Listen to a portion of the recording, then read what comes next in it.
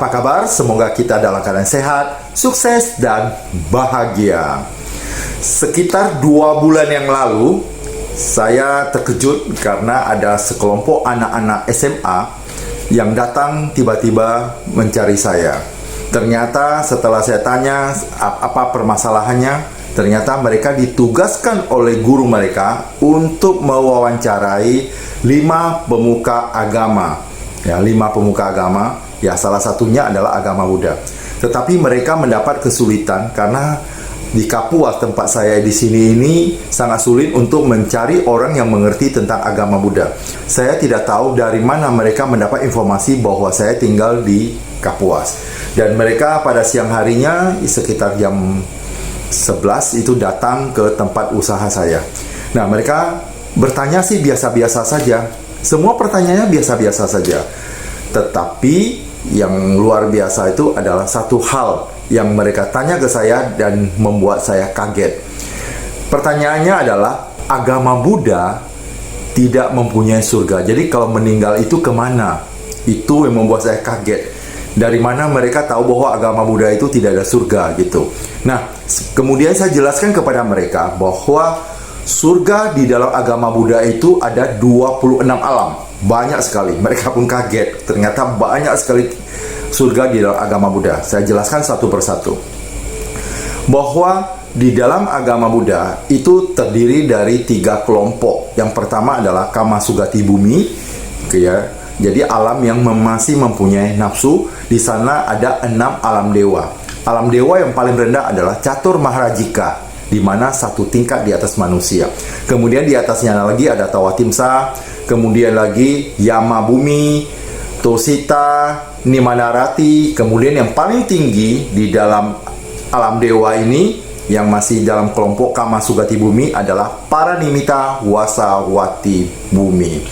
Dan alam ini, untuk 6 alam ini bisa dicapai atau bisa setelah jasmani ini hancur, bisa terlahir ke sana hanya dengan perbuatan-perbuatan baik seperti perdana, membantu orang, dan berbagai macam kita membuat kebajikan.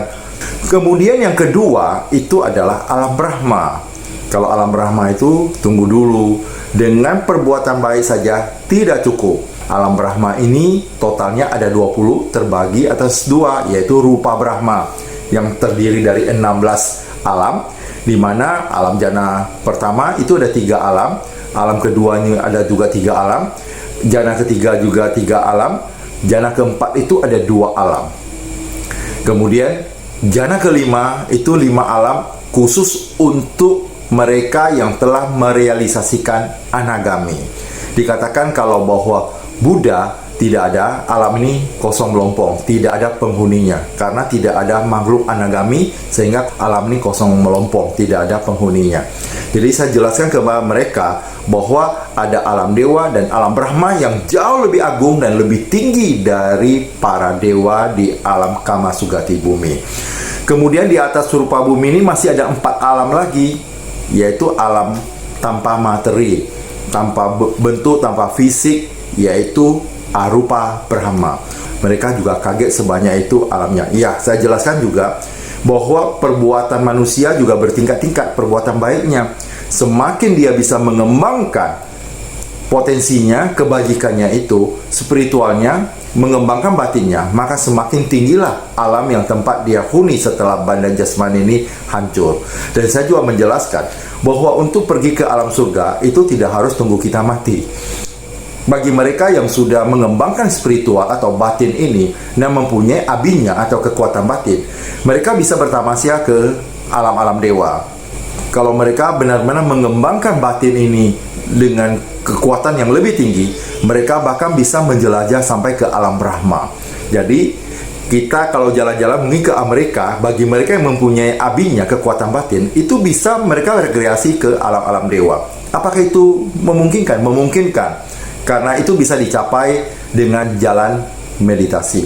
Meditasi kita sudah mencapai jana 1, 2, 3, dan 4. Ketika kita sudah mencapai jana tingkat 3 dan 4, itu adalah abinya itu muncul. Ketika abinya ini muncul, kita mempunyai kemampuan untuk menjelajahi alam-alam surga. Jadi tidak harus tunggu kita mati dulu baru masuk surga.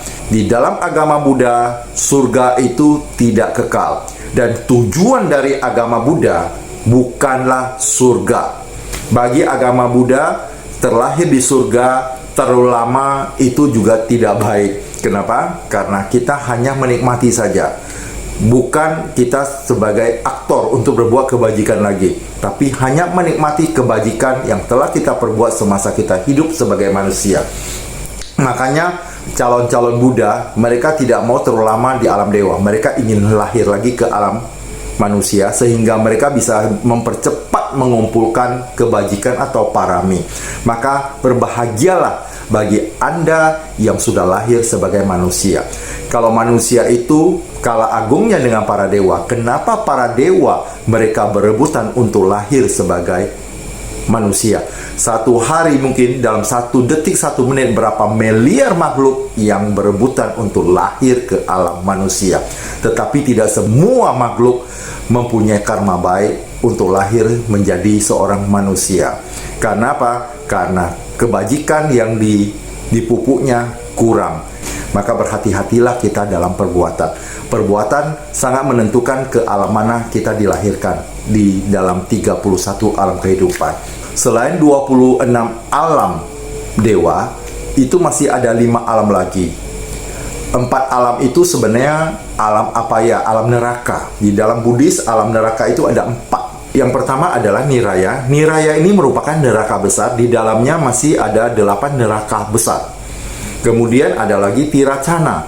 Tiracana itu adalah alam hewan yang satu alam dengan kita. Ya. Kemudian ada lagi Peta. Peta itu alam hantu. Ya, alam hantu ini ada disebutkan juga sekitar 21 alam. Yang keempat adalah alam Asura. Nah, dari 4 ini adalah makhluk itu menderita. Kenapa dia menderita? Banyak membuat kejahatan ketika dia hidup sebagai manusia. Setelah badan jasmaninya hancur, mereka akan masuk ke dalam salah satu alam ini.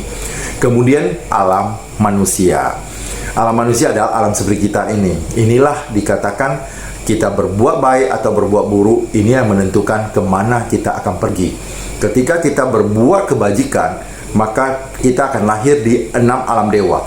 Tapi selain membuat kebajikan, kita juga tekun mengembangkan samadhi, meditasi, maka kita akan lahir ke salah satu dari 20 alam Brahma. Setelah itu, kalau kita berbuat kejahatan, maka kita akan lahir di salah satu dari 4 alam rendah ini.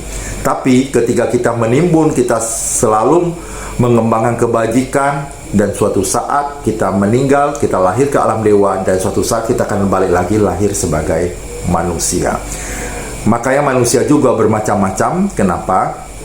Karena perbuatan mereka juga bermacam-macam. Kenapa ada manusia yang hidup sekarang itu mereka bahagia selalu? Kita kadang mungkin iri lihat dia, tapi sebenarnya itu tidak perlu iri, karena itu adalah hasil tanaman dia. Kalau kita selalu menderita, kita harus introspek diri, berarti tanaman saya kurang subur. Mungkin kehidupan lalu kita atau kelahiran kita dulu, kita kurang banyak berbuat kebaikan. Sehingga kehidupan sekarang ini, syukur kita lahir jadi manusia, kita bisa berbuat kebajikan lagi. Ternyata kita tidak beruntung, kita selalu kekurangan uang, selalu banyak masalah dan sebagainya. Kenapa? Karena itu adalah tanaman kita. Setiap orang yang datang ke dunia ini mempunyai atau membawa tanamannya masing-masing. Apakah tanaman itu subur atau tandus, itu tergantung pada perbuatan dia masa lalu.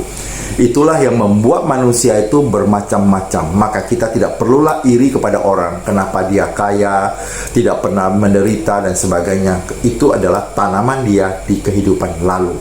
Sedangkan kita, kalau kita belum seberuntung dia, perbaikilah karma Anda, perbaikilah perbuatan Anda, sehingga kelak baik dalam kehidupan ini maupun kehidupan yang berikutnya Anda bisa seperti dia. Kita selalu bahagia. Intinya, perbuatan baik pasti menghasilkan yang baik. Itu disebut dengan tabur tuai dalam bahasa umum. Kalau dalam bahasa Buddhisnya adalah hubungan sebab akibat, atau yang lebih luas lagi adalah sebab musabab. Demikian bersama saya Sahari dalam Prolobi TV, profesional, logika, dan bijaksana.